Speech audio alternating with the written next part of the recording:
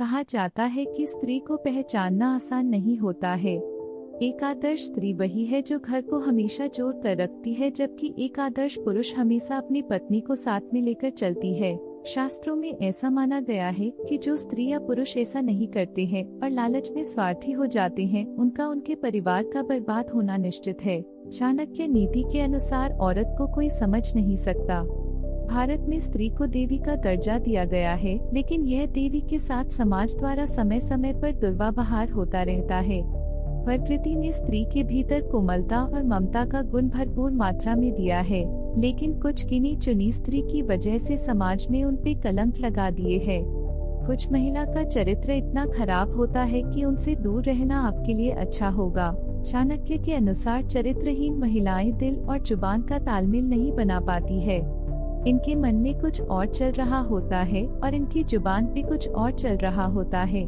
आचार्य चाणक्य स्त्री के बारे में अपने महत्वपूर्ण पुस्तक चाणक्य की नीति में बहुत तरीके बताए हैं, जिससे आप अच्छी महिला को पहचान सको। चाणक्य के अनुसार पुरुषों की अपेक्षा महिलाओं में 2 गुना ज्यादा भूख, 4 गुना ज्यादा शर्म, 6 गुना ज्यादा साहस और कामवासना 8 गुना ज्यादा होती है।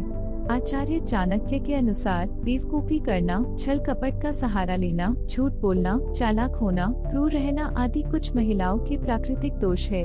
चाणक्य नीति के अनुसार वही अच्छी पत्नी है जो शुचिपूर्ण है, पारंगत है, शुद्ध है, पति को प्रसन्न करने वाली है और सत्यवादी है। चाणक्य नीति का कहना था कि शाही परिवार, नासमझ इंसान, सांप, आग और महिलाओं से हमेशा बच के रहना चाहिए। ये कभी भी घातक साबित हो सकते हैं। महिलाओं के विषय में चाणक्य का कहना था कि वे कभी स्थिर नहीं रह सकती। उनका मस्तिष्क बहुत ही जल्द बदलता है, इसलिए उन पे विश्वास नहीं किया जा सकता।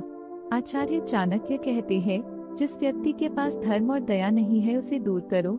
जिस गुरु के पास आध्यात्मिक ज्ञान नहीं है उसे दूर करो। जिस पत्नी के चेहरे पर हरदम घृणा है उसे दूर करो। जिन रिश्तेदारों के पास प्रेम नहीं उन्हें दूर करो। चाणक्य नीति के अनुसार राजा, ब्राह्मण और तपस्वी योगी जब दूसरे देश जाते हैं तो आदर पाते हैं, लेकिन औरत यदि भटक जाती है तो बर्बाद हो जाती है।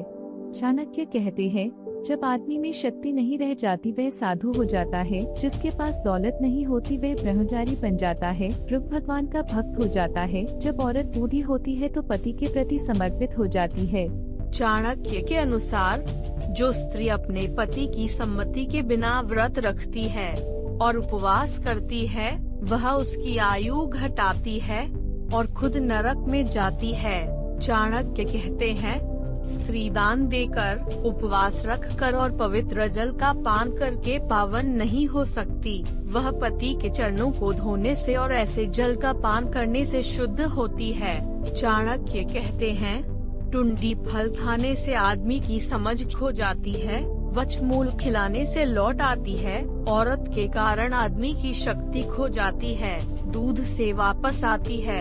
आचार्य चाणक्य के अनुसार स्त्री का हृदय पूर्ण नहीं है, वह बटा हुआ है।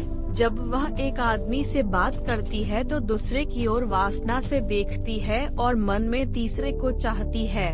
चाणक्य के अनुसार मूर्ख को लगता है कि वह हसीन लड़की उसे प्यार करती है, वह उसका गुलाम बन जाता है और उसके इशारों पर नाचता है। चाणक्य कहते हैं, ऐसा यहाँ कौन है जिसमें दौलत पाने के बाद मस्ती नहीं आई? क्या कोई बेलगाम आदमी अपने संकटों पर रोक लगा पाया?